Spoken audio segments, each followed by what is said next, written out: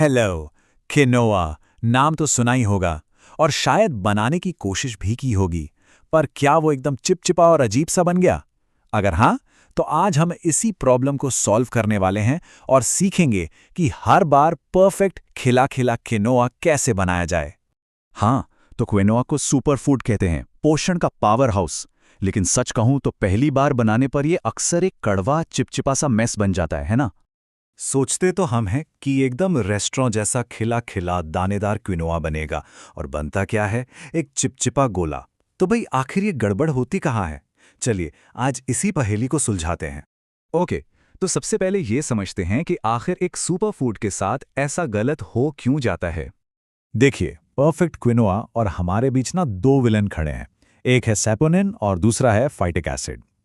Saponin ये quinoa के ऊपर एक नेचुरल कोटिंग होती है जो उसे कड़वा बना देती है, और ये जो फाइटिक एसिड है ये इसके पोषक तत्वों को शरीर में अब्जॉर्ब होने से रोकता है। पर अच्छी खबर यह है कि इन दोनों विलन से निपटना बहुत ही आसान है। अब आप सोच रहे होंगे कि इतनी मेहनत क्यों करें? भाई इसलिए क्योंकि ये मेहनत बिल्कुल वर्थ है। जब क्विनोआ सही तरीके से बनता है ना, तो ये वाकई एक सच्चा सुपर फूड है। चलिए देखते हैं क्यों। सबसे बड़ी बात तो ये है कि क्विनोआ एक कंप्लीट प्रोटीन है। अब इसका मतलब क्या हुआ? इसका मतलब है कि इसमें वो सभी 9 जरूरी अमीनो एसिड्स हैं जो हमारी बॉडी को चाहिए, पर वो खुद नहीं बना सकती। खासकर जो लोग वेजिटेरियन हैं, उनके लिए तो ये समझो पोषण का खजाना है। और बात सिर्फ प्रोटीन पर खत्म नहीं होती, इसमें फाइबर भी खूब होता है, जो पेट और दिल की सेहत के लिए जबरदस्त है। ये ब्लड शुगर को भी कंट्रोल में रखता है। कुछ स्टडीज तो ये भी कहती हैं कि इसमें कैंसर से लड़ने की भी ताकत हो सकती है। मतलब कुल मिलाकर ये किसी भी डाइट के लिए एक शानदार चीज है। तो चलिए अब आते हैं मुद्दे की बात पर। वो अचूक तरीका, वो सीक्रेट जिससे क्विनोआ हर बार परफेक्ट बनेगा। और यकीन मानिए, ये बस 5 आसान से स्टेप्स की बात है। ये रहे वो 5 स्टेप्स, बस इन्हें याद रखना है। पहले धोना, फिर भिगोना, फिर पकाना, सही से चेक करना और आखिर में फोक से फुलाना। बस ये फ्रेमवर्क फॉलो किया और समझिए आपका काम हो गया। तो पहला और सबसे जरूरी स्टेप, धोना। किनोआ को पानी के नीचे अपने हाथों से अच्छे से रगड़ रगड़ कर धोना है। इसी एक सिंपल से काम से उसका सारा कड़वापन, यानी वो सैपोनिन वाली परत, निकल जाती है। इस स्टेप को तो कभी भी स्किप नहीं करना है।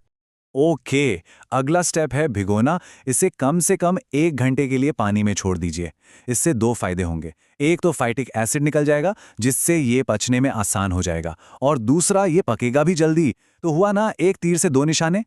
अब सवाल यह है कि पता कैसे चलेगा कि किनोआ पक गया? कोई टाइमर लगाने की जरूरत नहीं है। इसका एक बहुत ही आसान विजुअल साइन है। जब दानों में से आपको छोटे छोटे सफेद धागे जैसे निकलते दिखे ना, बस समझ जाइए कि ये खाने के लिए एकदम तैयार है। तो अब जब हमने परफेक्ट खिला खिला क्विनोआ बनाना सीख ही लिया है, तो क्यों ना इसे एक टेस्टी और हेल्दी रेसिपी में इस्तेमाल करके देखें।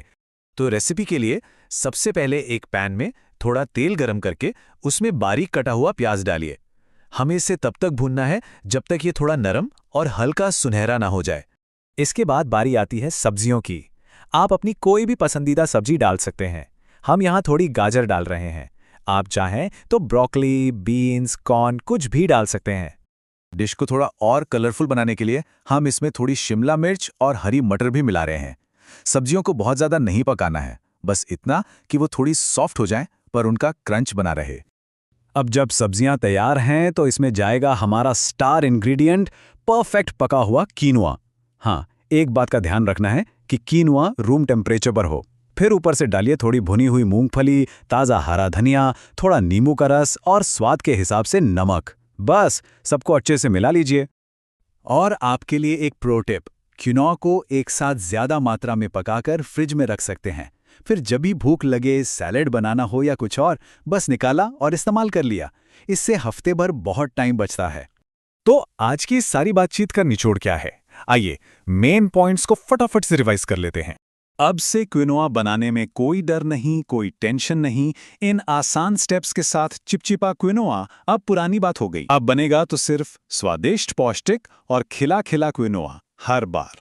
तो अब जब क्विनोआ बनाने का ये राज पता चल गया है, तो ये आपके खाने की आदतों को कैसे बदलने वाला है? सोचिए, इसे आप अपने हफ्ते भर के मील्स में कैसे शामिल कर सकते हैं।